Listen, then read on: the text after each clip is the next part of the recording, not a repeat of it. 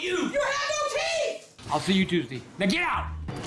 Oh! You You piss me off. That mother goddamn sheep just shit in my goddamn yard! You see that mother in my yard? Prank hell! I want to make cookies!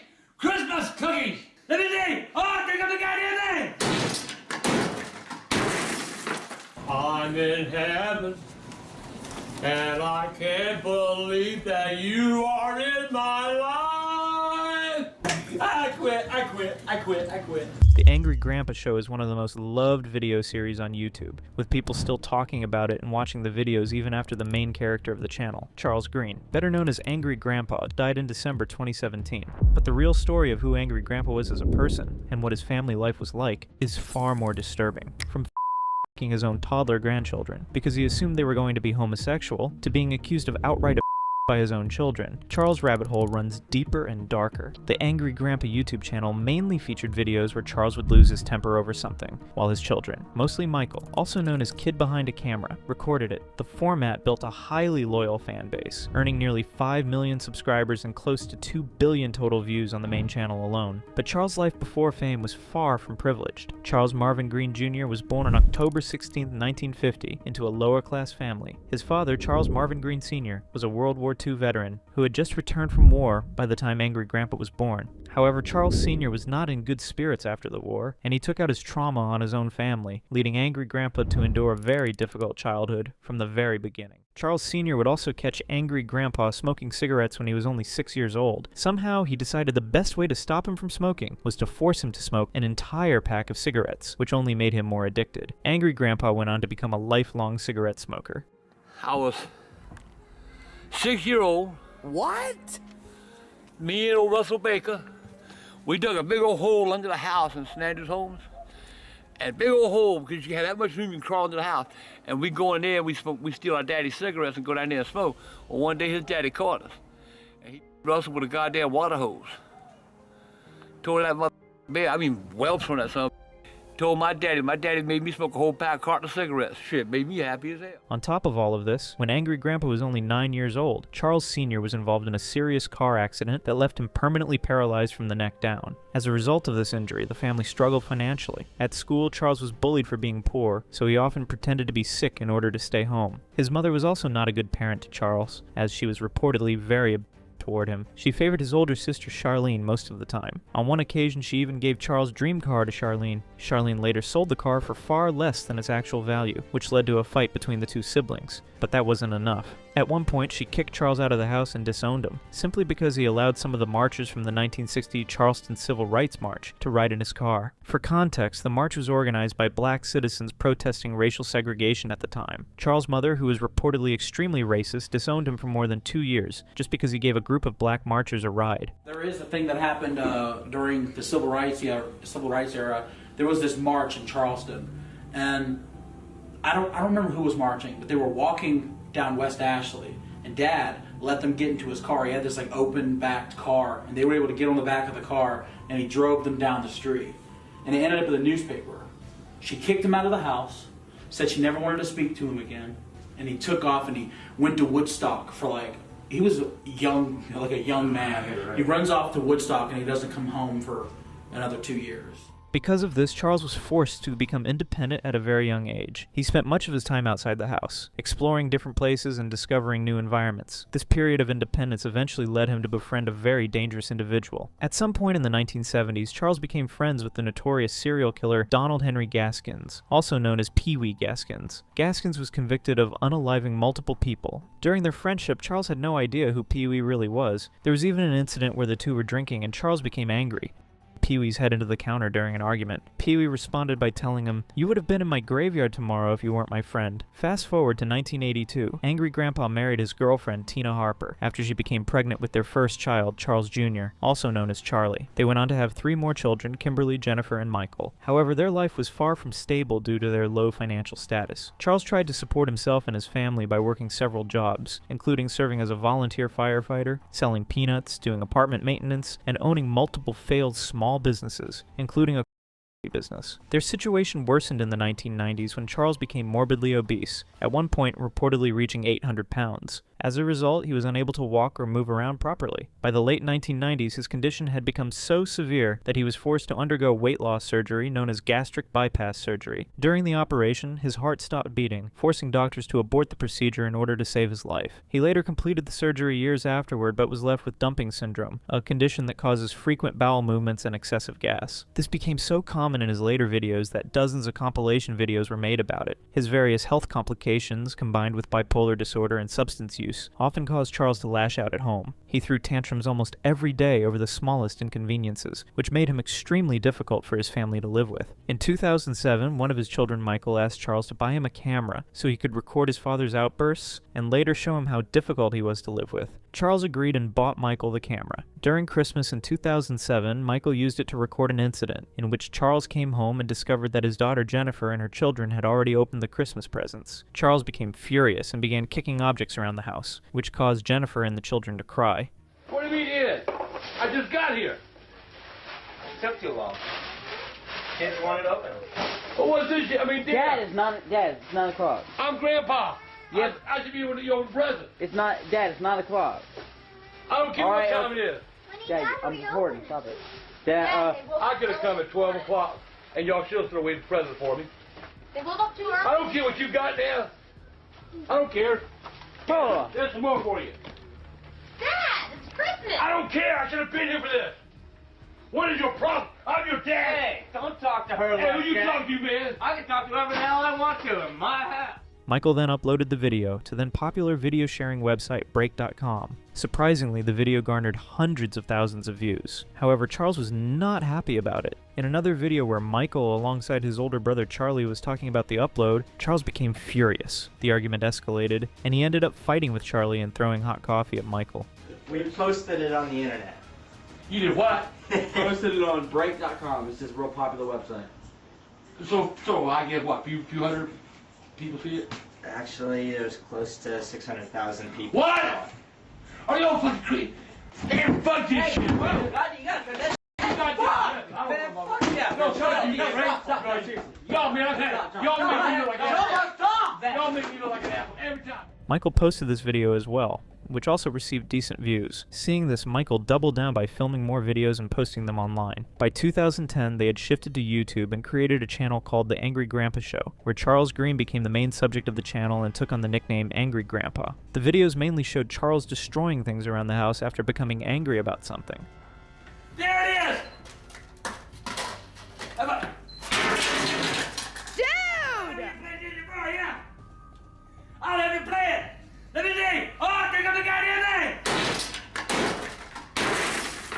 Just like the earlier videos on Break.com, Angry Grandpa quickly gained traction. However, the videos were not only getting views, but also positive audience reactions. One person said, "I haven't laughed so much in my life. Angry Grandpa's show, you are great." Another said, "He is the personality of the year. God damn, I'm loving this." While the channel was already growing quickly, it grew even faster once Michael started making prank videos that would annoy Charles and trigger his tantrums. The very first prank video on the channel was the Kool-Aid prank, where Michael put Kool-Aid in Grandpa's shower head to prank him. Charles was also very gullible and believed almost everything he saw written on paper, or displayed on a computer screen. This made it possible for Michael to prank him in numerous creative ways, such as the time he wrote a fake letter from the government accusing Charles of tax fraud. No. Fuck no! Did you do my taxes right? I don't know how to work TurboTax. I'm not H&R Block. Mother, they're holding up my goddamn money. Yeah, I know They're that. auditing my mother ass. It could take 6 goddamn months. I don't think for the goddamn money. Holy mother. That's my goddamn income tax money. I'm sorry, I don't. What the hell did you do wrong with my taxes? What? Then they called the other day. I went to the hospital. They called. They called. And you goddamn didn't tell me? That's not important enough. But Charles' rages would sometimes get so out of control that he was even arrested after he destroyed thousands of dollars worth of property in the house after he lost his candy. He was later released from prison with an order to attend anger management classes. What doing? Relax, please. What am I got? Dad, you going too far here. I'll show you too goddamn far. Goddamn. Okay, okay. Goddamn, fuck this shit. Whoa! Okay, this is getting dangerous.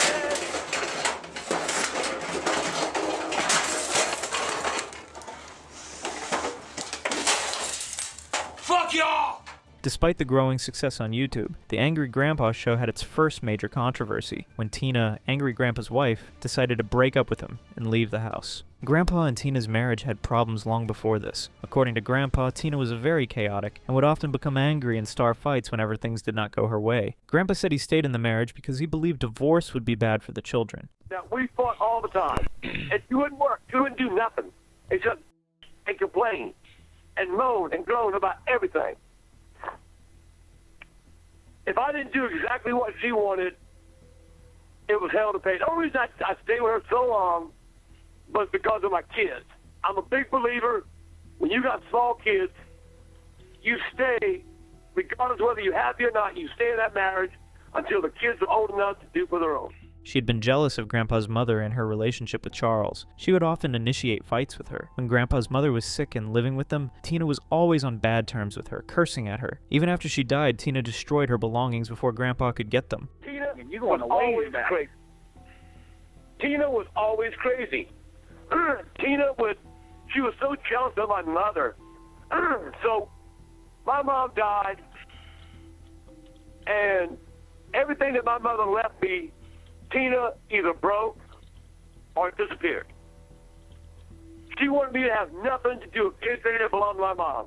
Tina also appeared multiple times in the early days of the Angry Grandpa YouTube channel, with many clips focusing on her deep love for the famous singer Elvis Presley and Grandpa's strong dislike of Elvis. Tina was such a devoted fan that she kept his picture in their room, which Grandpa would tear down and mock. As the channel grew bigger, so did Tina's jealousy toward Grandpa.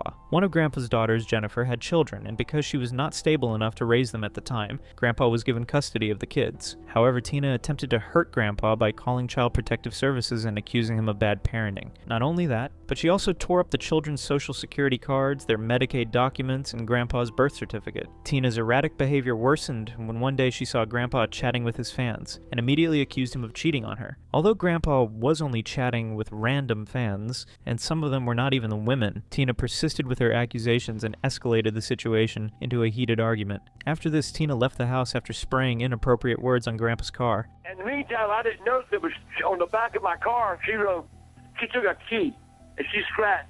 He'll fuck anything with a pussy. Eventually, the two got divorced, and Grandpa started to focus more on making videos consistently. The channel grew rapidly, hitting 100,000 subscribers in 2012, just 2 years after they started on YouTube. Despite the success online, they were still financially struggling and living in a trailer park called Trailerwood. This situation worsened in April 2012 after the Boeing Airplane Company decided to take over the area and evict thousands of people living in the trailer park, including Grandpa and his family. But Grandpa was not willing to give up his trailer easily. Instead, he decided to have his followers call the city and the property owners of the trailer park to protest the eviction. We need your support. We need your phone calls.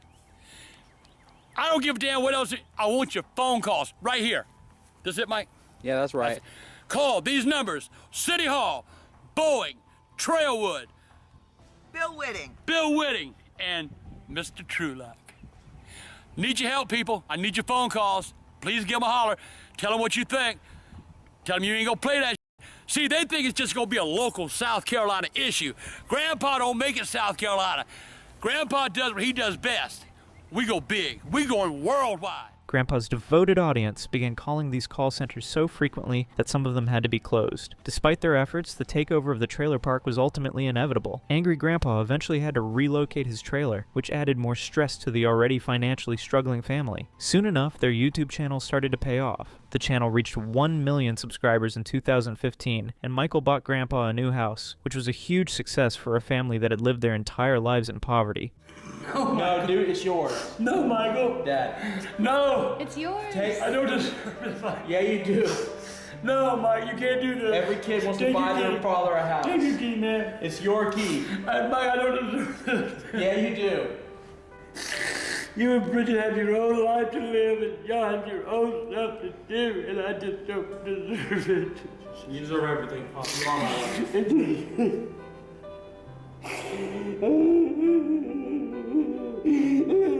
While the channel was thriving, one accusation against the videos started to grow louder and louder, that the videos were staged, and that Angry Grandpa was simply raging for the camera. Furthermore, the videos are fake accusations, were casually started by a well-known YouTuber named Ray William Johnson, while he was reacting to compilations of rage videos. Ironically, after watching Ray's commentary on him, Grandpa would yet again get pissed. What are you talking about? Yeah, I know what you're thinking. You're thinking, why the f*** is Santa Claus there going... What the fuck?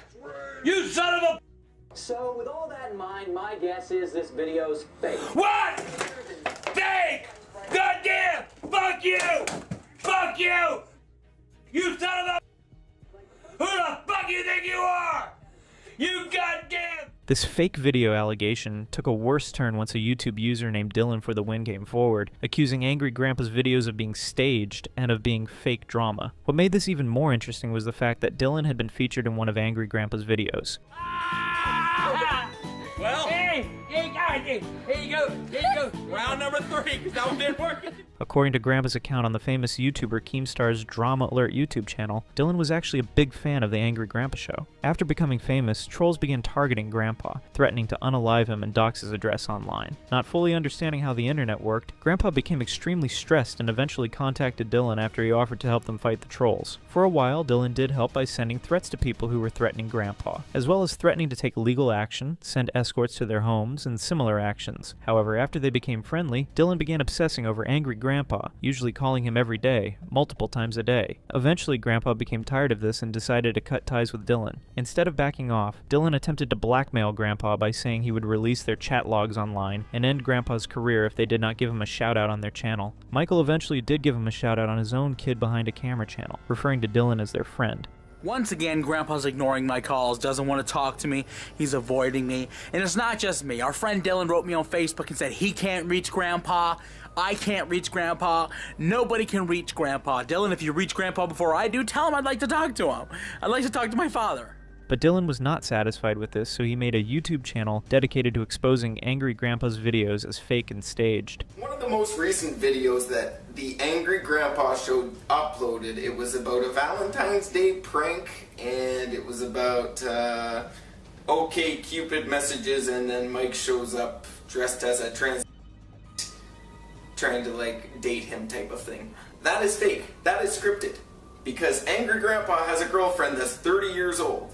I have a clip of that. These videos gained traction online, causing both Michael and Angry Grandpa to become worried. They responded by accusing Dylan of being an obsessive stalker. Grandpa himself admitted to being extremely stressed about the situation, fearing that it could make him lose the channel. He even cried during the Keemstar interview video. Yeah. Really, I'm sorry. I don't mean to cry, but I just get so tired of this. Well, yeah, I have a half a heart, okay? And I used to be in a wheelchair. I was on a breathing machine. Seeing this, Angry Grandpa's audience quickly sided with him and began harassing Dylan by leaving negative comments on his YouTube and Twitter accounts. Eventually, this led Dylan to quit social media by deleting both his Twitter and YouTube accounts. But ironically enough, years later, after accusing him of all these horrible things, Michael made a video stating that Dylan had always been friendly with the family and was never a stalker, which directly contradicted the earlier claims. So Dylan, I appreciate your friendship, man, and I'm glad we were able to work things out. You're totally not a stalker, okay? You're not Grandpa's stalker, okay? You're a friend. While Dylan quickly dropped these allegations, Angry Grandpa's audience did not. People continued to question whether the videos were fake. However, Michael and Angry Grandpa consistently responded by saying the videos were all organic and not exaggerated for clicks. So I've been getting a lot of people asking me about the video last night, if it was fake, if it was some sort of prank to Grandpa, and I can tell you now it's not. Grandpa's been using that box at home by himself without me being there.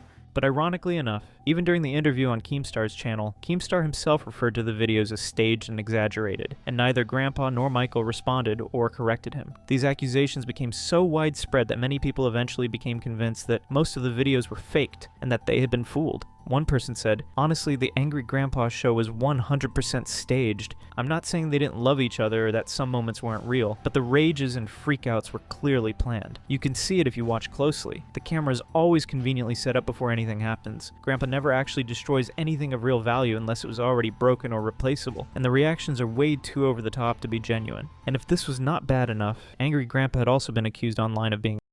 It was not difficult to notice that the line between Grandpa's borderline anger issues and outright behavior toward his own family was very thin, and there had always been speculation that Angry Grandpa was an father. The speculation became more serious after deeply unsettling clips surfaced of Angry Grandpa throwing objects toward his grandsons while accusing them of being homosexuals. What made this even more disturbing was the fact that these were children who might not even understood what the word gay meant, let alone understood sexuality. These accusations were later substantiated by one of Grandpa's daughters, Jennifer. Jennifer directly stated that Angry Grandpa was very, especially before the YouTube era. She said that since he was a heavy drinker, he would physically abuse the family. Did I really say that out loud? I'm sorry, guys. Dad really wasn't. Dad would a lot of me all the time. She even told a story about when she was around 12 years old, when Angry Grandpa got mad and her just because she turned the heater up since it was freezing in the house. Well, maybe 13 years old, and we were living in, I believe, Gaston at the time. And I would always wake up at like 5:30, 6 o'clock in the morning, and I was always so freezing because I was always like this skinny little thing, and I never had any meat on my bones. So what I would do is I would take my blanket and go and turn up the heat like full blast. And then one day my dad finally got tired of it, and I was laying on the air vent, and then my dad like kicks the out of me, and then yanks the blanket off of me, and says, "God damn." Despite these disturbing stories, the audience still loved the show, and the channel continued growing, reaching 3 million subscribers in January 2017. But only a few weeks later, a shocking tragedy would hit Grandpa and deeply affect the family: Angry Grandpa's cancer diagnosis. On February 10th, 2017, Grandpa uploaded an emotional video announcing his diagnosis of skin cancer. Shortly after posting the video, Michael commented explaining more about the situation. "I want to thank you guys for so much love and support over these last 10 years. We've done this through the best of times and the worst of times, and at the request of Grandpa, this isn't going to stop us either. At this point, it's likely to have spread throughout his back and around his spinal cord." The show's audiences were also extremely shocked and saddened by the news. One person said, "At first I thought this was a prank, but then I was in tears." And another said, "God damn, I wish you guys the best. I have been watching for a long time, seeing almost all of the pranks, and I damn sure wish this was one." Despite being sick, Grandpa did not want to stop making videos and wanted to continue as usual. He even became angry when Michael told him he was not going to prank him and wanted him to focus on his health.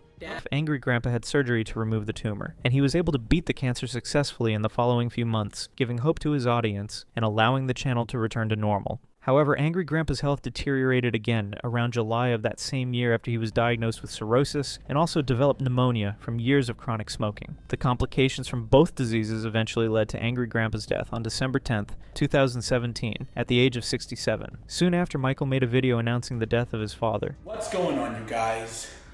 Kid behind the camera here. Ridge OS here. And today, I've got to make a very unfortunate video. The video we've always feared. I've never wanted to make this video. Today, we lost Angry Grandpa. This was met with an overwhelming reaction from the internet, with the video alone getting 15 million views. People also expressed their grief in the comments, and many made videos reacting to the death of Angry Grandpa. The news was also aired on a local news network. This marked Angry Grandpa as a legend of YouTube who is still loved and adored by fans, but the controversy surrounding the family drama only grew bigger after his death. Charles Marvin Green III, better known as Charlie Chill, is the oldest child of Angry Grandpa. He first appeared in the very first video from 2007 where Angry Grandpa ruined Christmas. Christmas, as well as in the next video where he and Michael argued with Grandpa after telling him that his earlier Christmas video had gained hundreds of thousands of views. However, Charlie did not appear again in Angry Grandpa videos until 2015, after he moved into Angry Grandpa's house. Charlie was a heavy drinker and wanted nothing more than to sleep all day, drink beer, and play video games. Charlie also had no intention of getting a job. Instead, he wanted to profit from his father's YouTube success by creating his own channel in Grandpa's shadow. Charlie created several YouTube channels, but the one that became successful was his Charlie Chill YouTube channel, where he was able to earn more than 100,000 subscribers. The channel was doing well until June 29, 2017, when a heavily intoxicated Charlie, who appeared to be in a hallucination-like state, posted multiple videos on his channel. His channel was subsequently terminated by YouTube for violating terms and policies. But Charlie's behavior on this day was far worse than from just posting inappropriate videos. After having a disagreement with Angry Grandpa in the previous days of that same month, Charlie moved out of the house and stayed at Michael's home. During his stay, Charlie's behavior became increasingly erratic, as he frequently used heavy substances and often became paranoid over nothing. This erratic behavior worsened on June 29th. Earlier that day, Michael received a call from Chris, a friend of Charlie's who was with him at the pool house. Chris told Michael to return home because Charlie had and was jumping in the pool while acting strangely. Upon arriving home, Michael witnessed Charlie running and dancing around the front yard with a pair of pants on his head. Michael approached Charlie and asked why he was behaving that way, to which Charlie responded by screaming and growling in his face and threatening to attack him. Charlie had also badly burned one of his fingers, which raised questions about whether he had been attempting to burn the house down. What have I done? You destroyed the pool house. You got in my face and started screaming at me when I tried to bring you something to eat. We did that. I'm not talking about no fake videos. I'm talking about an hour ago when I tried to bring you something to eat and you tried to launch at me. Eventually, the police arrived and took Charlie to the hospital to sober him up from the effects of the drugs. But shockingly enough, even after sobering up, Charlie decided to return to Michael's house the same day all of this happened and began arguing with Michael's girlfriend, Bridget. Charlie even accused her of sleeping with her own cousin. A day after this incident, Charlie issued an apology but blamed his actions on the drugs he had used, even though he had Bridget after he had already sobered up. Hey, what's going on, everyone? Charlie checking in here. I'm sorry to everybody, man, everything that went down, it's my fault, it's true. I went out, I partied, I came home, I destroyed all my stuff, man, dang. I raised hell, showed my butt, man, and this is my consequences, man. I didn't nobody, I promise you that. I did not, guys. I really don't know what else to say, man. I'm here at the bottom now, man, and maybe I do deserve it, guys. I just want to let you all know, man, that I want to apologize for letting you all down, man. And I want to try to do everything I can to try to make it better and come back a better person. So that's it. But Charlie's behavior gets even worse because while he was living at Grandpa's house, he asked his nephew to smoke and drink beer. Not only that, he also threatened to hurt them if they ever told anyone about it. The child did not tell anyone about it for a while, but this did not stop Charlie from being physically violent. Charlie would also assault his other nephew for no apparent reason. After all of this came to light, Grandpa cut ties with Charlie, and Bridget and Michael started pressing charges. With the family turning their backs on him, even more information began to surface from his two sisters. Kim and Jennifer revealed a very dark history about Charlie from the past, which further showed how deeply troubled his behavior had been. Just told us, and then now Jennifer, that Charles and one of his friends themselves onto both of my sisters. Hey, I won't put this up, Jennifer, if you don't want me to. No one knows so. Do you want me to put this up or not? Because I won't. Why would you do that, Charlie? I always looked up to you. You were my best friend. While some people to this day defend Charlie, claiming that these accusations were made up by Michael, Charlie himself confessed to doing all of it on his Twitter. He even told Michael in their DMs that the family allowing him to stay with them was indeed a bad judgment. But Charlie's behavior did not change even when Angry Grandpa was sick and in the hospital. Grandpa did not want anything to do with Charlie, so he told all the hospital staff to never let Charlie see him. Charlie, angered by his family not wanting anything to do with him, took out his anger on Facebook, going on a rant and even saying, "I wish my dad would die already." But Charlie is not the only one of Angry Grandpa's children with serious accusations against him. Michael also faced significant criticism, adopting the name Kid Behind a Camera to reflect his role in filming Grandpa and handling the channel's technical work. Michael made a name for himself on YouTube and gained over 2.5 million subscribers, but not without backlash, including some disturbing incidents. One of these controversies involved an old video of Michael pranking everyone in the house. In the video, Michael was seen spitting into a pot of food and then recording everyone's reactions after they ate it. Everyone ate the food, but nobody took a second bite, and Jennifer was quick to spit the food into the garbage, showing that it was not fake, and that Michael had actually given his own family food that he had spat.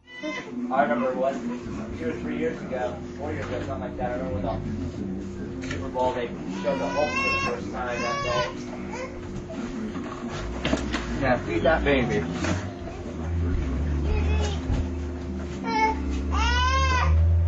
While Michael was still loved by fans even after these shocking videos came out, this began to change after Angry Grandpa died, as people started to accuse him of exploiting his father's name. One of the first accusations came when Michael released merchandise the day after Grandpa died and attempted to sell it by capitalizing on the viral attention surrounding Angry Grandpa's death. I get it, you know, like, but some of the accusations, Michael, like 48 hours after he dies, you have a t-shirt that says, "Rest in peace, Grandpa."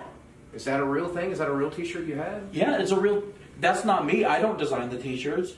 Michael also resorted to clickbaiting every video he uploaded, sometimes even using Angry Grandpa's name and titles while promising the video was about him, only to post something entirely unrelated. When he was questioned about this in an interview, he responded by blaming YouTube's algorithm. Okay, there's a major problem on YouTube where... I know it, they don't know it.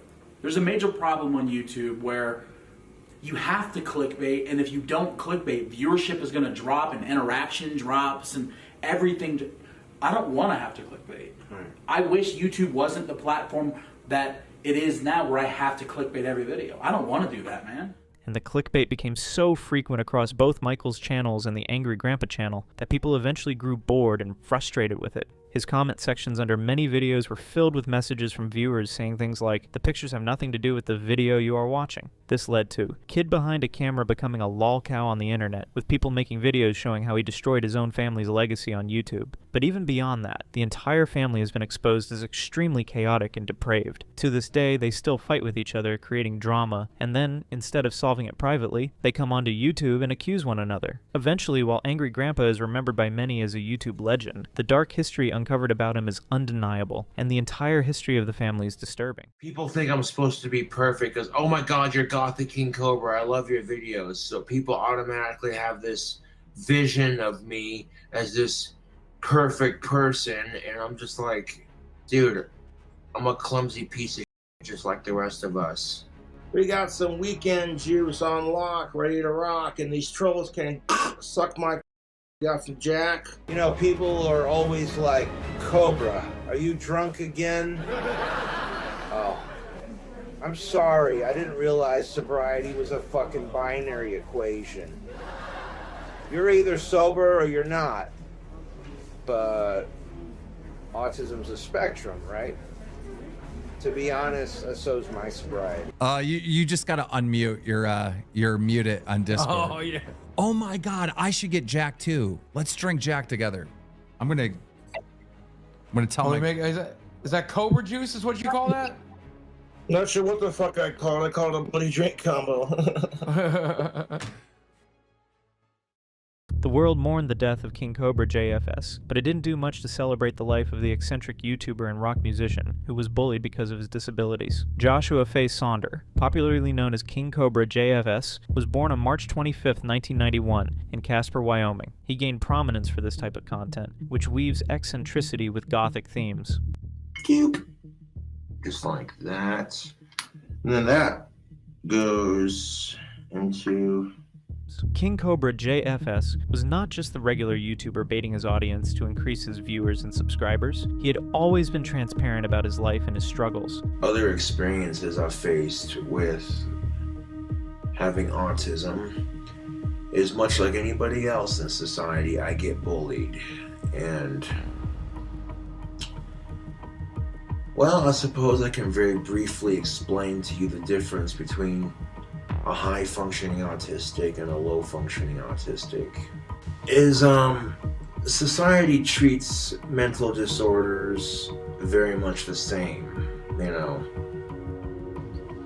like you're a freak show side exhibit, like you're delicate, or that you're sensitive. His childhood has been the most defining part of his journey. He talked about how his childhood shaped who he became. The bullies will no longer be able to use it as an insult. And believe me, trust to believe, growing up in elementary school and high school, I got called a retard all the time. How he was diagnosed with Asperger's syndrome, but that didn't seem to deter anyone from mocking him right from childhood till his adult life. He also talks about his problem with alcohol, which he claimed to have cut down. I'm not an alcoholic, I'm a social drunk.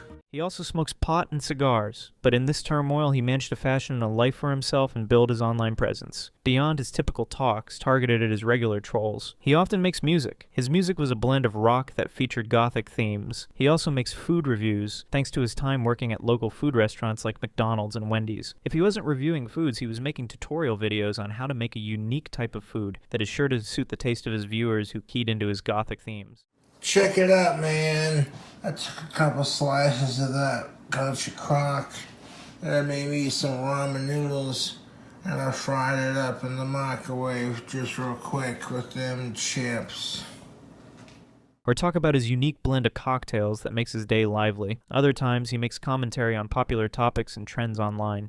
But I got a gender relations rant because there seems to be an epidemic of overly entitled women and like men who are afraid to approach said women, and we're just going to tear gender relations a new cunt. And before I... Or just about his daily life experiences. Anyways, right now, I'm headed to the Ash cigar store to pick up a stogie. Yeah. This all made him a leader in the Lolca content creation niche. But while King Cobra JFS received legendary status after his death, as people tapped into the nostalgia of his lifetime, he was never accorded much respect while alive. Instead, he was very much an object of mockery from viewers who simply failed to understand him and put his life into perspective. These creators believed people saw his life like a TV series that drove their entertainment, and that was unfair. So what do we know about this eccentric gothic YouTuber, and why do some YouTubers now say he deserved better? King Cobra JFS has always been open about his life, and there is no doubt that his brand can all be traced back to his childhood. Life had not been kind to him since he was a kid. Joshua Faye Saunders has always been open about the repeated bullying he faced in school from other kids. A high-functioning autistic and a low-functioning autistic. After his death, his father, Clint Saunders, corroborated his story. Josh was harassed and bullied terribly his whole life. He said Josh struggled constantly with depression, ideation, and alcohol. He said Josh was also renowned for his kindness, hospitality, and respect for life. As an infant, he was born with a condition called respiratory distress syndrome and underdeveloped lungs. This meant he had to be placed in an incubator for months. After surviving this, the bullying started around the age of 3, and it never stopped. Joshua was socially awkward when in school. This made him an easy target for school bullies. When his father noticed that his behavior was different from that of the other kids around, he was taken to see a psychologist. That was when he was diagnosed with Asperger's syndrome. However, disability did not stop the bullying at school. When they learnt of it, it only made them bully him more because of his personality. On top of all these challenges, when he was 5 years old, his parents were going through a bad divorce and were in an intense custody battle for him. This only made his case worse, as he wasn't regularly getting the care and attention he should have otherwise been getting. Later in his life, King Cobra would allude to the absence of his mother in his life, who, at the time of her divorce from his father, had her own mental health challenges she was facing, as one of the reasons for his personal hardship and struggles. His father describes his mother as psychotic and according to him, he stopped breastfeeding him when he was only an infant. High school didn't help matters. His time was equally as torrid as it was in elementary school. He was a total outcast. But that was when he started to show signs of his gothic aura that he became accustomed to in his adult life. To compensate for the bullying, he had to look for people with the same interests as him. He started practicing magic with those who shared similar interests to him. When he found his own people who were on the same wavelength, he formed a religious group right from school. This religious cult group was called the Cobra Demons. Now, back when I was in junior high, I made the symbol. The mythical creatures it represents, Cobra Demons and Cobra Angels. He tattooed the symbol of the Cobra Demons on his body as a mark of membership. This marked the beginning of the personality he would develop as an adult, which would shape who he would become and the direction of his content when he got on YouTube in 2011. He started making YouTube videos while living with his father. His type of content was unique. It often mixes a gothic aura with a blend of eccentricity that would soon be synonymous with his person. Because of his unique content, he dealt with a lot of trolls. Some of his early videos were dedicated to responding to trolls. Up, you crazy bastards. We got some weekend juice on lock, ready to rock, and these trolls can suck my got some Jack. Y'all can't handle the fact that Cobra has a girl that's crazy about him, and you can't find that in your life. And that's why you're doing this crap to Jessica. It's pathetic. Other times, he was often talking about his life, health, and struggles. You know, people are always like, Cobra, are you drunk again? Oh. I'm sorry, I didn't realize sobriety was a fucking binary equation. You're either sober or you're not. But autism's a spectrum, right? To be honest, so's my sobriety. Even going as far as talking about why his struggles could have been caused by his mother's abandonment when he was still a child. Her mother has since then become a YouTuber in the cooking niche. 1 year after making content in his father's house, he was able to grow his content and finally get an apartment of his own, so he moved out. His first YouTube channel was banned after flashing his live on stream. He momentarily created another channel, but then rebranded his initial channel after it was restored. It was around this time that he met Stephanie, who would soon become a very important figure in his life. Stephanie was his girlfriend whom he met when he was 19 and attending Job Corps. At first, Stephanie only appeared in the background. She wasn't talking or really actively involved. It was more like she was giving him moral support, but there was no doubt that Stephanie brought a sense of calm to his content at that time. King Cobra insisted that this was the compromise that people make when they are in a relationship. But that's the thing about relationships, man, is the sacrifices you make for each other to make each other happy. You know what I'm saying? It's a team effort, so yeah. Me and Stephanie are an awesome team, so. Regardless, the point was that Stephanie came at a crucial point in his life. That was the time he enrolled with Job Corps. Job Corps is an online platform that allows people to receive their high school diploma and be able to get jobs. It was like a vocational institute. After meeting Stephanie during this period, it didn't take long for them to start dating. However, his relationship with Stephanie came under a microscope. There was a large period of time when she wasn't appearing in his videos, but when she started to appear, it seemed they started to have numerous problems. Hello my wonderful weirdos, my fantastic freaks, and my delightful delinquents.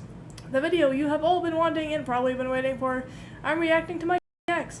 And boy, is this probably gonna make him salty. In one of her YouTube videos, Stephanie talked about King Cobra's atrocious diet and how he was a bad ex. God, your hair is so greasy. Oh god, the pan. The pan! It's a good thing I whined for this. God, his diet is atrocious. What's in his cabinet? Everyone could tell at this point that their relationship was not going well. It didn't take long for everything to come crashing down when they both found out that they had cheated on each other. I'm not gonna lie, this dry spell blows. Like, I get tired of waking up every day to no woman to cuddle with. It hurts. I shouldn't let it affect me, but it does. However, Stephanie felt slighted that he didn't respect her enough to tell her immediately he had cheated, unlike the courtesy she had extended to him. Part of me breaking up with Josh was because, yes, I cheated on him, he cheated on me too, but when he cheated on me, he told me, like, months later. I had more respect for him and told him the next day. Also, she expressed that she had a big moment of self-awakening, which made her realize she wanted something different. My self-esteem was going up, like way, way up, and so I was realizing things about myself. I was becoming awakened in myself, which is something a lot of people in this day and age need, but it's very difficult to get that. Regardless of what Stephanie said, King Cobra said he didn't care for. However, his behavior after the breakup was dissonant from the things he said. For example, some days after the breakup, he said he was going to leave YouTube for some time, and deeply reflected on how he had been appearing in his videos. You're not gonna see me on camera as much. I don't know, I'm kind of burnt out on making videos, to be honest. So I'm gonna take a break. Hell, I might not even come back to YouTube, to be honest, because this is getting ridiculous. Hell, YouTube doesn't give a fuck about bullying unless you're like Mr. Beast famous. I look back on my YouTube career and there's so many things I would have done differently with my videos. Made my kitchen and my dishes a little bit cleaner, you know? Cleaned out my nails so they don't look gross on camera. Make sure I don't have any boogers hanging out of my nose. Little things like that. He also argued that she only got relevant on YouTube because of him and nothing else. The only reason people watch her videos is because she used to date me. Huh. And you know what's even funnier? When I turn off the comments on my videos, it pisses the trolls off so much. They spam Stephanie's videos with hate about me. It's pathetic. It just shows you how obsessive my trolls are. Cheers. However, he did confess later on that Stephanie was awesome to him, and that he was the one who messed up the relationship. He expressed his deep regret and forgave himself for his action. I do regret for what I did to Stephanie. I do regret it. I do regret cheating on Stephanie, and a couple of days ago, I just decided to quit feeling guilty about it. Years have passed. I've learned from my mistakes. I haven't done it since, you know.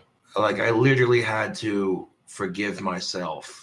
Job Corps suffered for this. Since Stephanie was a love interest he found while enrolled in the program, he lost interest in the program and dropped out. Although he did not finish with Job Corps, he still got jobs at McDonald's, Taco Bell, and Wendy's. According to his father, Clint Saunders, trolls got him fired from his job, but years later he met Jessica Boyle, and their relationship grew stronger faster than anyone expected. Just like with Stephanie, this relationship was under the trolls' microscope. It didn't take long for them to break up. After this breakup, King Cobra gave up on the dating scene entirely. People already suspected the relationship might be heading for its impending doom, as he often appeared frustrated whenever she was around. Some days later, after the breakup, he came out to talk about his struggles with dating, saying that the problem he had with women was because he was autistic. That's my problem with the dating scene.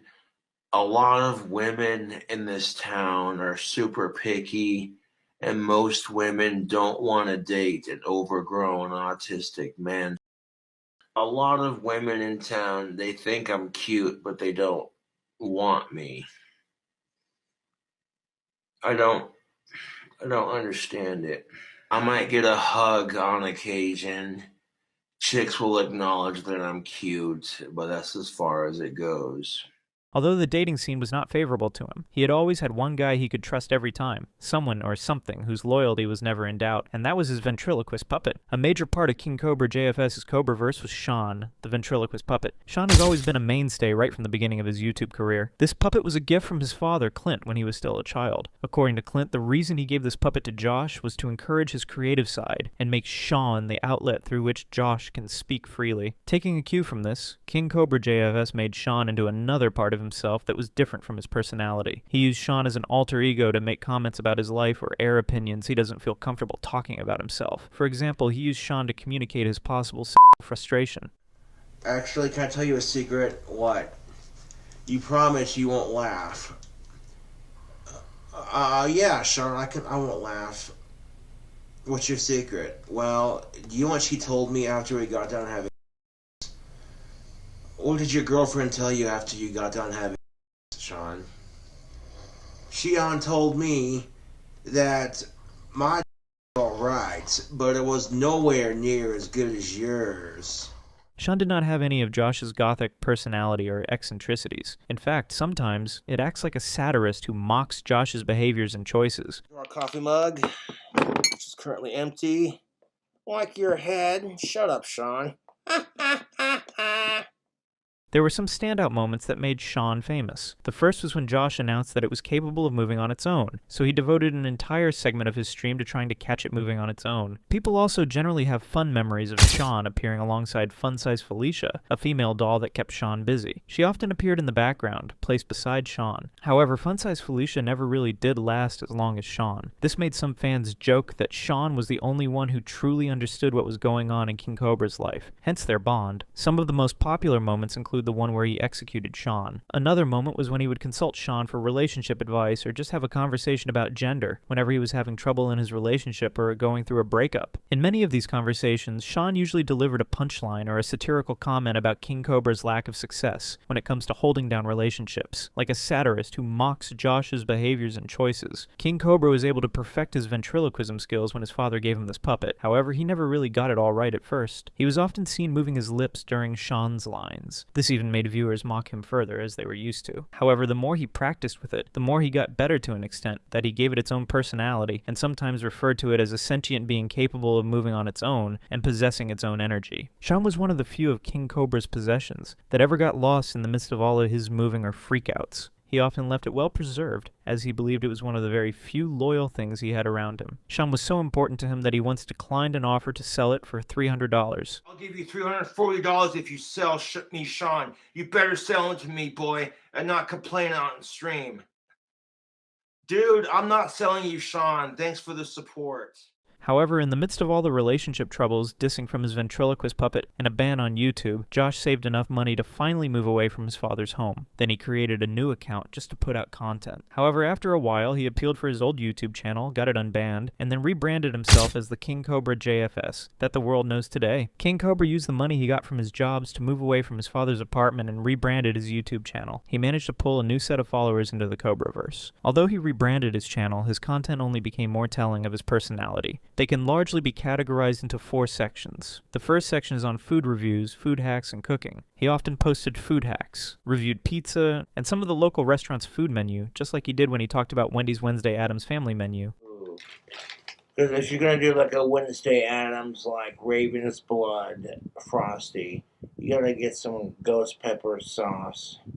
He also reviewed various types of sandwiches, and also hot dogs. What people love about his reviews is the way he was blunt and concise. When he wasn't reviewing, he was creating food hacks, talking about how people can mix food that they naturally would not pair together. What's up, YouTube? We got some chili cheese dogs from Hamburger Stand. We got 2 of them, and they both have extra shredded cheddar cheese, grilled onions, bacon, and a slice of American cheese. I'm about to create some very naughty food hacks. Spicy rolls. Okay, hold up 1 second. He also once kept food left over for 3 days, just so he could review how it tasted and whether or not it was safe for consumption. What up, YouTube? So someone sent me a big old bag of Wendy's on the 27th. And I'm now just getting around to eating it because I already had other food I was eating.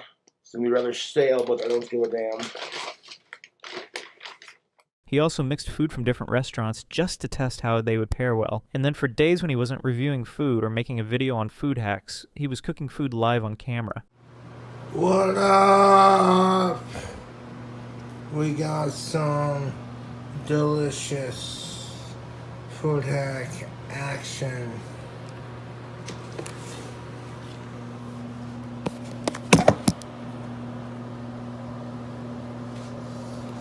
Okay, so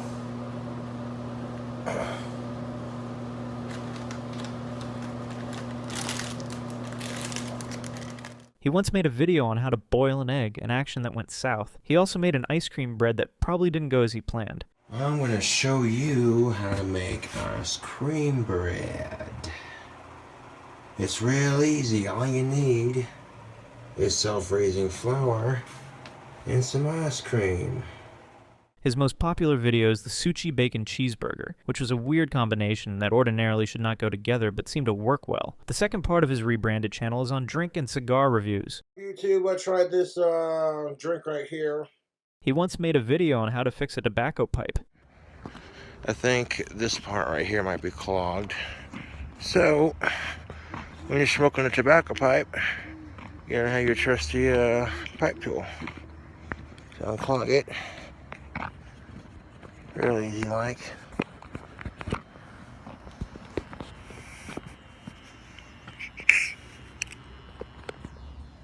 So it was not surprising that a chunk of the videos on his YouTube channel was dedicated to reviewing cigars and making drink mixtures. Mango orange tangerine flavor. This stuff is delicious. Anyone else grow up in the 90s drinking Tampico? Tampico Mon. Alright, let's pour some of that in there. Gently now. He often made meads with fruits, reviewed the different types of alcohols he took. This is the Ultra Vice guava flavor. 0 sugar. So let's take a look at the can real quick. Okay, it's definitely very colorful. Is it like a pink or like a maroon? Anyways, let's open it and taste it. Or prepare drink combos, much like he does with food. He was also known for his music and arts. This formed a part of his status as a gothic channel and cemented his eccentric personality.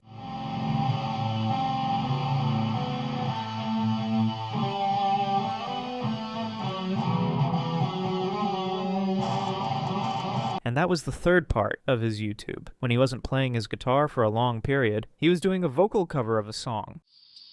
The boy of anguish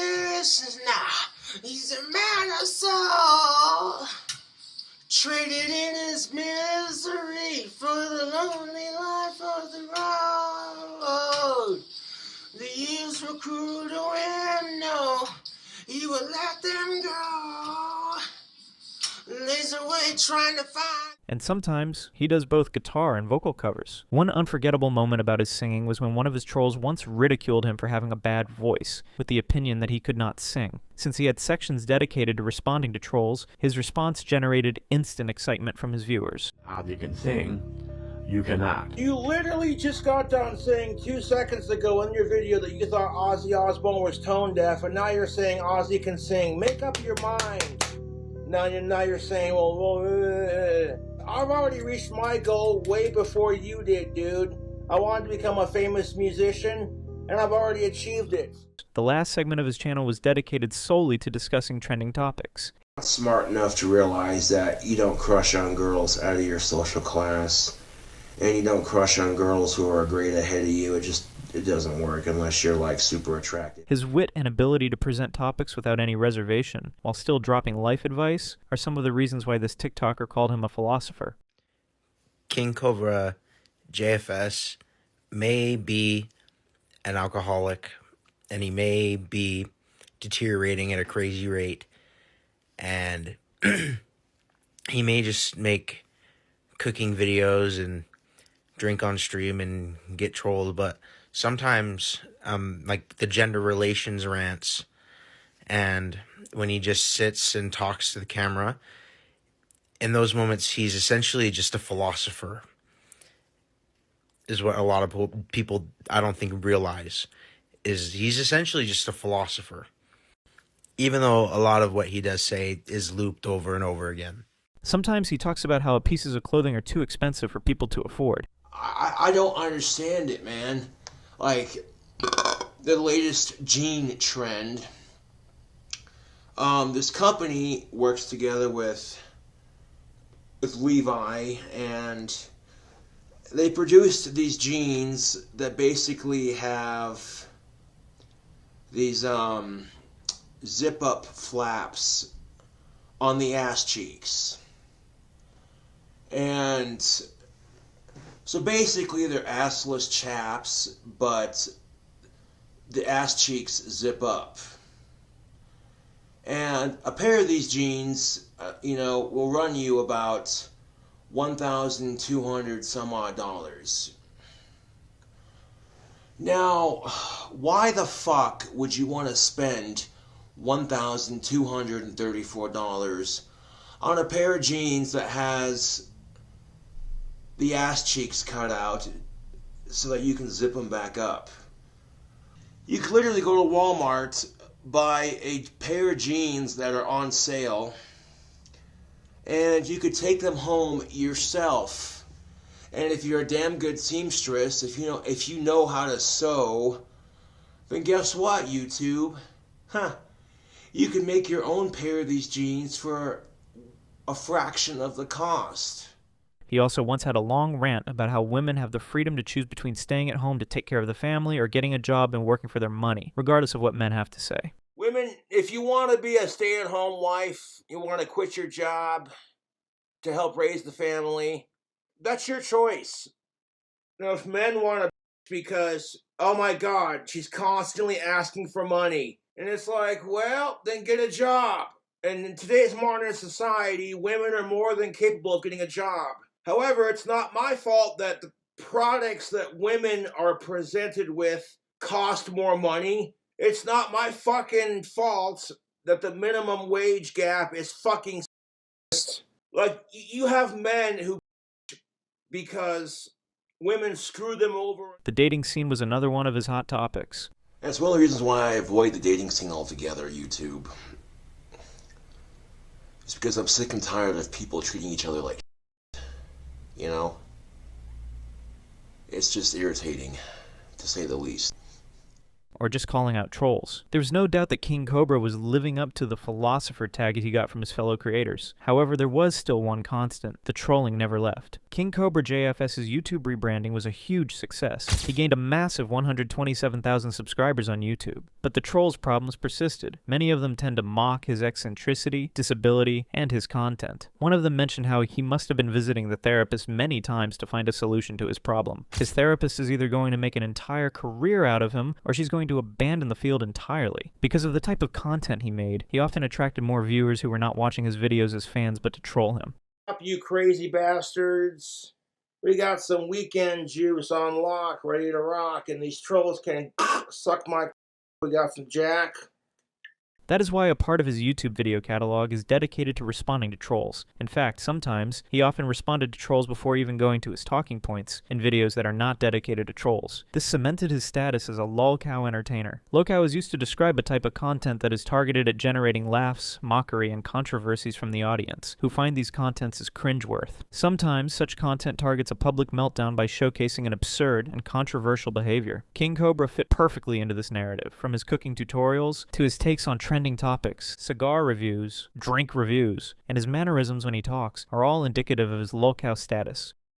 Good, fine Friday evening. You want to check out the awesome soap that I wear? Check it out. The link, I just posted it. Moreover, his appearance on Lolcow Live cemented his legendary status. Just gotta unmute your mute it on Discord. Oh, yeah. Oh my God, I should get Jack too. Let's drink Jack together. I'm gonna tell my. Is that Cobra juice? Is what you call that? Not sure what the fuck I call it. I call it a bloody drink combo. One of the things that other content creators loved about him was the fact that he was true about himself to both his viewers and to himself. To them, he was more real about who he was and what he was doing than others lolcow content creators. As sort of a lolcow, not exactly a Christian, not exactly a DSP, not exactly a Wings of Redemption, never quite as like facepalm as any of those guys. Definitely more himself than the others are. A lot of the others try to be something that they aren't. Since King Cobra was a lolcow, there were subreddits dedicated to him. Some of the comments usually touch on his cooking, how he was just a unique type of weird, and his compulsive drinking behavior. I really thought he was going to Keith Richards it and make drink combos until he was 97. R.I.P. to the gothic rockstar cowboy. However, one particular fan believed he needed help. To him, the views he got only compounded his misery. That guy needed help, not views. Aside from the time he was banned from YouTube for exposing his he faced a string of controversies offline. One of the biggest was when he was swatted after someone impersonated him, and then called 911, telling the responder that he was going to his wife and kids if they didn't send in the police.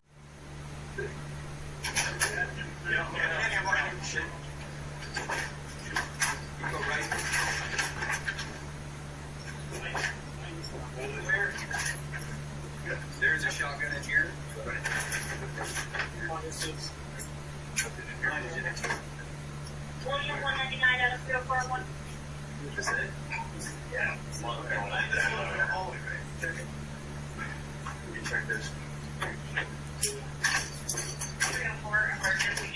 There was also a time his neighbors called the police after he was screaming on stream and puking out very loudly. He didn't take kindly to their supposed kind gesture. I try to express myself musically, and people take it the wrong way. And people assume having the cops come to my fucking door asking me, are you okay? That's one thing, but having my dad call me.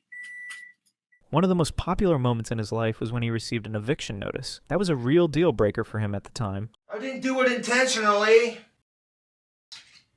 I'm getting evicted for using spray paint on my wands? Seriously? Okay, I'm listening. I'm not turning this on anyone. I'm just asking questions, man. Although King Cobra was beloved by people who watched his content, and in fact, the trolls technically loved him, he was always battling one challenge after another. The most severe of these challenges was his health problem. You know, people are always like, Cobra, are you drunk again? Oh. I'm sorry, I didn't realize sobriety was a fucking binary equation. You're either sober or you're not. But autism's a spectrum, right? To be honest, so's my sobriety. See, the spectrum means there's levels, like today, I'm tactical tea drunk, one twist of tea just to take the edge off your. Tomorrow, Fireball functional, enough to play guitar, but not enough to text my ex again. That's what's up. King Cobra had always been open about his health condition. In conjunction with being on the spectrum, he struggled with alcoholism. To make matters worse, trolls often send alcohol to his house. One of my fans sent me a pretty sweet Tiki Cobra glass to my P.O. box, and I appreciate it. His alcoholism was often a topic of heated debate among his viewers. One of his viewers argued that King Cobra had not yet crossed the threshold to be categorized as an alcoholic. Another person argued otherwise. He was absolutely physically dependent on it. He wasn't able to go more than a day without it, exhibited shaking and sickness when he didn't have it, spent what little money he had to obtain it, and was unable to socialize or go out without being under the influence. Josh was 100% an alcoholic. This would prove to be fatal as his father found him unconscious in his sleep on August 21st, 2025, at the age of 34. Clint Saunders found him unresponsive during one of his visits. Due to his living condition, some of his fans claimed they saw it coming. It's something I knew was coming, but it doesn't feel real in a way. Been watching him since late 2017. Before the coroner's report came in, many theorized what could be the cause of his death. Most of the theory heavily leaned on his alcoholism. Obviously, nothing will be known for sure until the autopsy is done, but the symptoms he's describing fit pancreatitis perfectly. It also just so happens that it's pretty common for alcoholics to experience pancreatitis. So that is my non-expert opinion as to the cause of death, but it possibly could have been any number of things / combination of things. One of the comments on his subreddit believed his autism, alcoholism, and unwillingness to get help compounded his health problems. I'm an alcoholic who's been to rehab 5 times, also afflicted with autism. It's a shame not seeing people not seek the help or otherwise get the help they so desperately need. As the days go on, I find myself less and less attracted to exploitation humor. When the coroner's report finally came in, many of the theorists were not wrong about his cause of death, as it was ruled as organ failure. However, the one sure thing was that King Cobra would be missed. No doubt his impact was lasting. R.I.P. King. Seriously, this man touched me when I was with my friend group. We'd always be like, OMG, another Cobra vid. Bless him. And Dad. Even his quirkiness will surely be missed. People think I'm supposed to be perfect because, oh my God, you're Gothic King Cobra. I love your videos. So people automatically have this vision of me as this perfect person. And I'm just like, dude, I'm a clumsy piece of His fans definitely understood this. I really just enjoyed watching Cobes enjoy the things he enjoyed, if that makes any sense. The sad passing of King Cobra JFS reminded the world of the struggles of famous figures who were mocked during their lifetimes. King Cobra's gothic-themed content was never in doubt as his eccentric personalities perfectly matched his online persona and content themes. He knew exactly who he was, and he never went off-brand. His love for metal music and food remains legendary. He will surely be missed in the lolcow world. I am not drunk. Something now. You're gonna. Yeah? You're checking the UV rays. What is wrong with you? My name's Spider-Man. I can't deal with chat that goes fast. I can't do it. It's not built for me. Bro. It's not built. You're like a really good life. From being the finest Fortnite player in the world. I will stand up with the power of Gary! To destroying his life from drugs. The streaming platforms were meant to connect with millions of viewers worldwide. The biggest streamer in the world. How am I going to do a 50 streamer video without the biggest streamer in the world? But how a creator struggles to stream for hundreds of hours is something no one is aware about. Every time he was trying to record, he'd have to step out for like every 5 minutes for a cigarette. The non-exposure to sunlight for days. Why is this guy acting like he's never left his house before? What is wrong with you? Don't leave my house. Do you not know how to function as a normal human? Yeah, I do. It's just, we've walked so much. We've only walked 2 blocks. Reducing stamina. I just don't have the attention span ever since I got a nicotine addiction. And choosing drugs or alcohol as a form of escapism. Turns out, without realizing, streamers are stuck in their room like a maximum security prison, and the level of damage this prison causes to their mental health is something that can be understood with Mason Bradford, commonly known as Zuckles, a streamer who was forced to give up on his athletic personality. A streamer who had to quit one of the fastest growing podcasts in the world. Checkmate, XQC. What the fuck? How do you even do that? The same podcast whose manager was exposed by CoffeeZilla as an evil predator. Zuckles was so depressed from his addiction that he intentionally struck 2 Uber drivers so that they could put him behind bars, and he could unalive himself in prison. Even expressing his guilt in this deleted tweet, "I just can't stand myself and what I have done." Well, this video is going to reveal the darkest side of the streaming world, and will help you find out what happened to the god of Fortnite. Gotta have a bit of brownie first. Twitch.tv/Zuckles with an extra S, let's go! Why the Misfits group separated, and where are they now? Oh! And it's our 1 year anniversary! Premature. And most importantly, is Zuckles still trapped in the world of smoke? When CoffeeZilla exposed Ryan Piacente, the manager of the Misfits podcast, the entire YouTube community was focused on the crimes he committed. But if you look deeper, Ryan committed something more disturbing that deserves no forgiveness. In a deleted post recovered by Cluster Channel, Zuckles clearly pointed out the man who destroyed his life. He said, "F*** weed and f*** Ryan P for feeding me it. Now weed is something that forgave no one, and it consumed anyone who dared to get closer to it. That first sip of the beer, that first smoke coupled with a cough. Majority of the time there's always someone to push you towards something illegal or something that has the capacity to destroy your life. But at the same time, it also depends on the person consuming the same. How much control a person has over his mind." I can't deal with 1,000 viewers, mate. Minimum. I can't deal with chat that goes fast. I can't do it. It's not built for me. Bro. Surprisingly, Zuckles was never this weak. iShowSpeed and Kai Cenat may have been exploded in the recent years. But when iShowSpeed was praying to have millions of subscribers, Zuckles was already on a different level. Building Taj Mahal out of Legos, 6 years ago Zuckles was one of the most entertaining live streamers in the world. Even during COVID-19, he managed to raise more around $4,000 from a single stream. What the fuck, man? What the fuck? Fucking Juice. Juice, you crazy. A time when iShowSpeed was learning to play basketball online. Zuckles was doing this.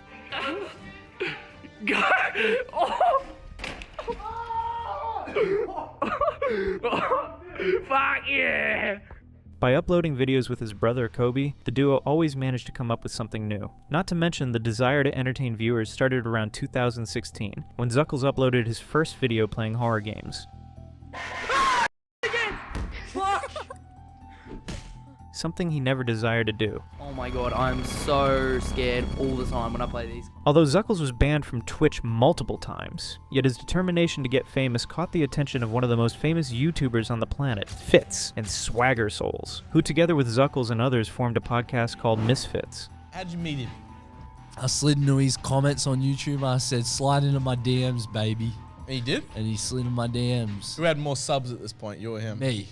Oh. I was thriving. When did Misfits? However, Zuckles failed to realize that on the other side of this group, someone is waiting to destroy his rest of the life. So the Misfits began with 6 members: Fitz, iNotorious, McCreamy, Swagger Souls, Toby on the telly, and of course Zuckles. Now initially, the podcast did felt boring with a group of friends still trying to figure out what to talk about. Even viewers felt depressed and commented that they watched their podcast with a depressed watermelon. iTunes by Big Cheese Theo.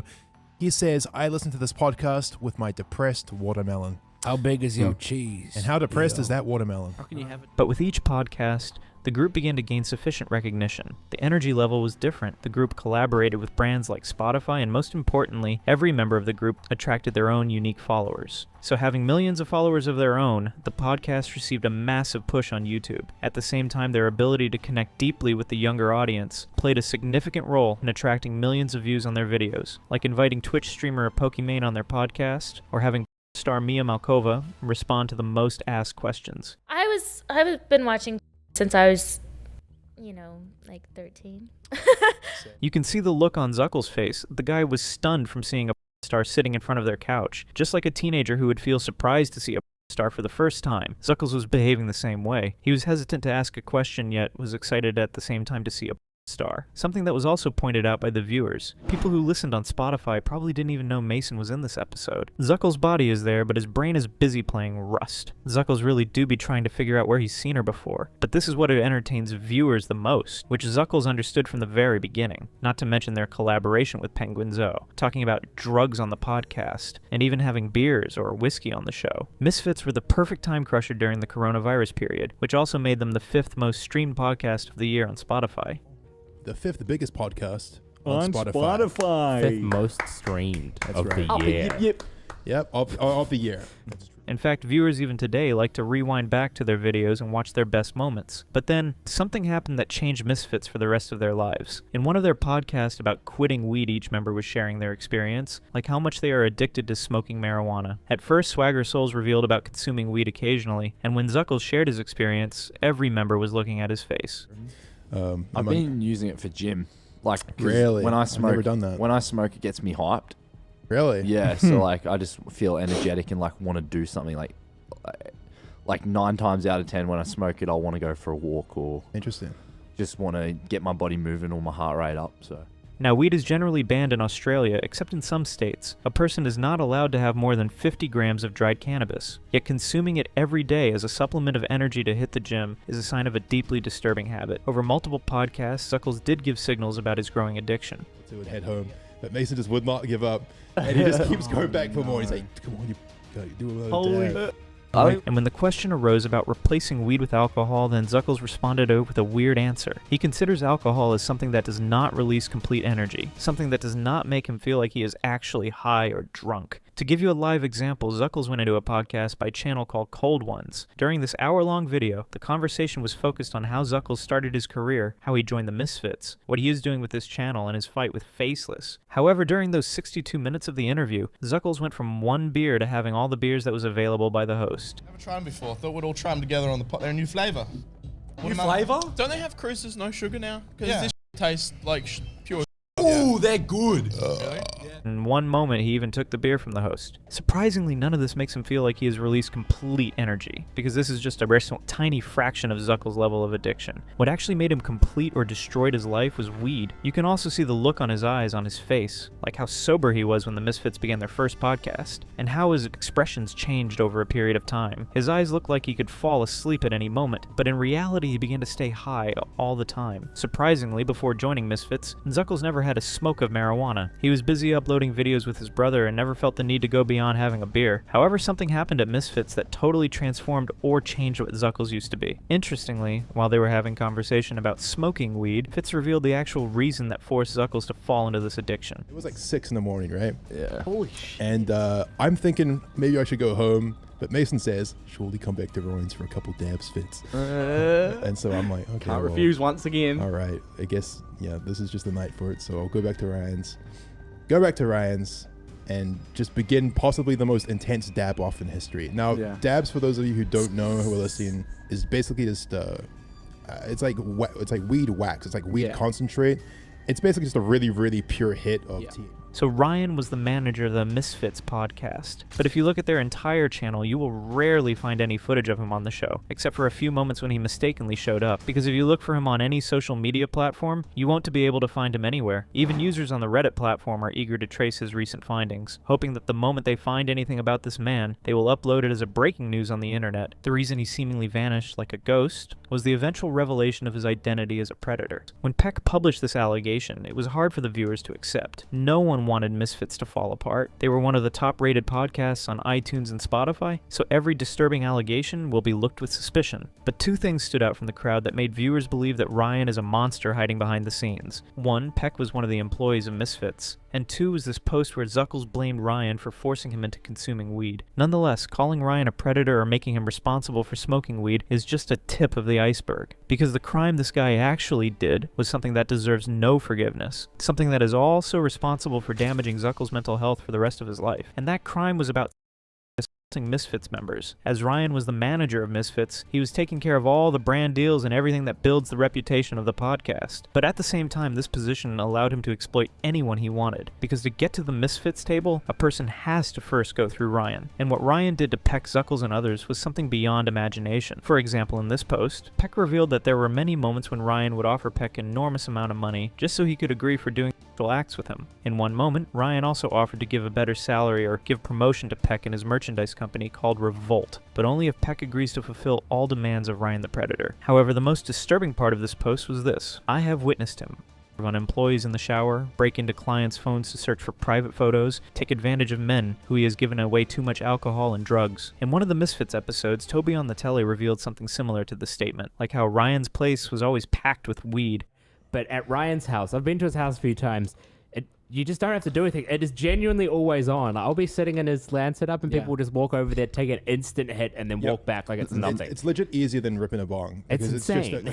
Sure, for Misfits, Ryan's place was like a weed store where they could go any time of the day and smoke as much as they want, but this is what Ryan wanted. He intentionally set the stage so that the moment any one of the Misfits members gets too high, Ryan could use it as an opportunity to exploit them, because this was much easier for Ryan as he don't have to offer a huge amount of money to fulfill his evil needs. All he had to do is force or convince Misfits members to use his place for fun, and Ryan could sneak into the bathroom when the Zuckles is having shower. This is what destroyed Zuckles' mental health. The trauma that he had to go through every day left a disturbing dent on his consciousness. Even Zuckles' brother Kobe got addicted to weed. He began smoking every day, which was staggeringly different from how he used to be. I mean, I smoke like way more than what, you know, the average person should. Like, I definitely more than use it recreationally, but I mean, in the long run, I want to stop. In fact, Kobe was going great with his channel, but suddenly stopped posting in the last few years. Surprisingly, all the Misfits members were aware about Ryan's disturbing behavior, yet they allowed this predator to roam freely in the studio, something that Peck openly admitted in this post. The Misfits are aware of at least some of these actions, and choose to look the other way and leave their audience and staff open to.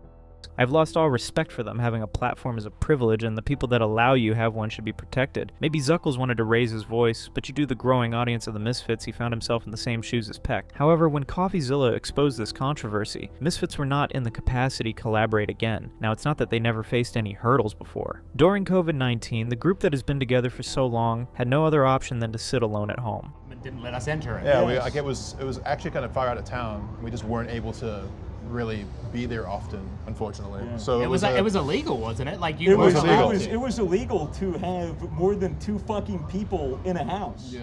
Not to mention they even paid 1-year lease for the studio so that they can come up with great ideas and build something better than ever before. Paid for like a whole year-long lease at this huge place. Was really exciting for content, and then the government said, It had a ton of land. It had a giant room that we were going to use as an office. We're going to do Misfits Olympics as well. Yeah, we were going to do a whole Olympics thing for when the Olympics was coming out.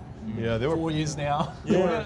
But Ryan destroyed their reputation so bad that after uploading the last podcast on October 2023, where Zuckles can still be seen drunk by holding a massive glass of beer in his hand, the Misfits were never seen together, because 2 months after their last podcast, CoffeeZilla uploaded his video. Now you might find it hard to believe, but that is Zuckles, one of his opponents in a boxing match. This was one of the moments when Zuckles wanted to prove that everyone has the choice to either stay addicted to drugs or get out of it and live a normal life. In fact, many famous celebrities have gone through the same stage, and they have proved themselves as well as to the world that everything is possible. For example, Demi Lovato was about to lose her life to drugs, but still managed to get out of it. Robert Downey Jr. made a comeback from staying in jail because of drugs to becoming the biggest stars in the world. Similarly, Zuckles' comeback from destroying his life to drugs was remarkable to the entire YouTube community. Why are you doing this fight? Just runs in the blood, mate. That's him over there, my dad. He's been coaching and mentoring me, and I'm fucking keen to get in there, so.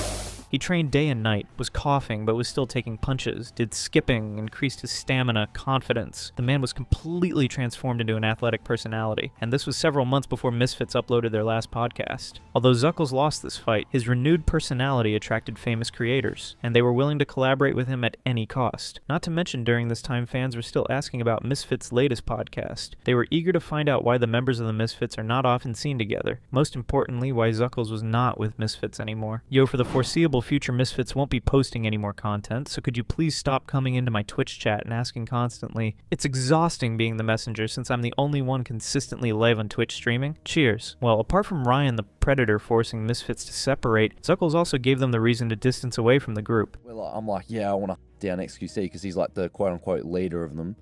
And so we like tried to form this story arc of like hunting them down and shit like that. The incident happened when Zuckles was playing a survival game called Rust with XQC. However, all of a sudden he targets XQC in the game and destroys his player with a rock. Now this behavior resulted in a massive backlash from XQC followers and even got him banned from the server. Yeah. So I didn't even get the benefit of the doubt from that.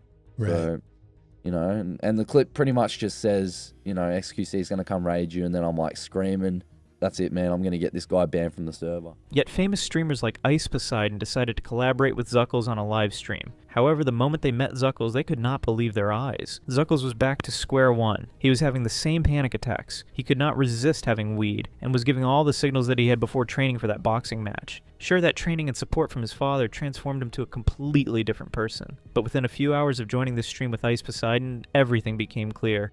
Why is this guy acting like he's never left his house before? What is wrong with you? Don't leave my house. Do you not know how to function as a normal human? Yeah, I do. Just like, we've walked so much. We've only walked 2 blocks. Whatever stamina he gained during training started to fade right in front of the camera. Zuckles was so high that he could not walk a few blocks. But the stream was simple. Zuckles had to accompany a group of new friends. They would travel around Australia, raise some money, and enjoy every moment of that stream. Most importantly, it was beneficial for Zuckles because during this challenge, Zuckles would get to attract audience of Ice Poseidon towards his channel. Yet he acted like he was so frustrated by joining this event, like he could not express what he wanted to and felt stuck by joining the stream. And when one of the members raised their voice against his behavior, Zuckles did not care at all. He acted like he is going to vomit any time. If you vomit, turn your head left. No, don't vomit. I'm not gonna do. Surprisingly, at one moment Zuckles was about to get hit with a bottle from a stranger, but when his frustration level reached to its peak, Zuckles decided to quit the stream. Are you gonna quit? I'm a private bro. Just be real with us. You're gonna quit. Yeah. You are? I don't know, not today, but Like, how long do you think you got? I just need sleep, bro. It's been 10 hours. I'm just getting a bit paranoid, mate. I'm starting to, everything's blinking. Paranoid about what? Everything's just like shuts off for a second kind of thing, dude. Come on, if Nick can do it, then so can you. It's just a bit, and then it's just like overwhelming. You're just tired? Yeah, man, yeah. You know we still I've just got to let you guys know. You know we got like 29 more days. Now this was the moment when Ice Poseidon should have listened to what Zuckles was trying to convey, because after this, what Zuckles was going to do would make them regret their decision for the rest of their lives. How do you guys know Mason? He's on our... friends we're traveling with. He's on a stream with us, sorry. He's on a what? He's doing it, we're traveling across the country with him. Oh, okay. Zuckles was arrested for intentionally two Uber drivers. Maybe it was out of frustration or something else. One thing was sure, that Zuckles was looking for an escape. Fortunately, Zuckles got out on bail, but in this deleted post, Zuckles revealed what was going on in his mind. Zuckles, I'm on bail for trying to steal 2 Ubers because I wanted to go to jail. My life by calling an inmate a racist slur, but I love everyone, and I'm not a racist. I just can't stand myself and what I have done. So this time, Zuckles was clear about this intention. He simply walked into the streaming room of Ice Poseidon and stated that he came to say bye. All the excitement from seeing Zuckles in the room suddenly turned into sadness, yet Zuckles was clear about his intentions. I came to say bye. No! Bye. I just came to say bye. No, you didn't. You came to stay. You wanted, 20 minutes to say bye? Get the fuck out of my face.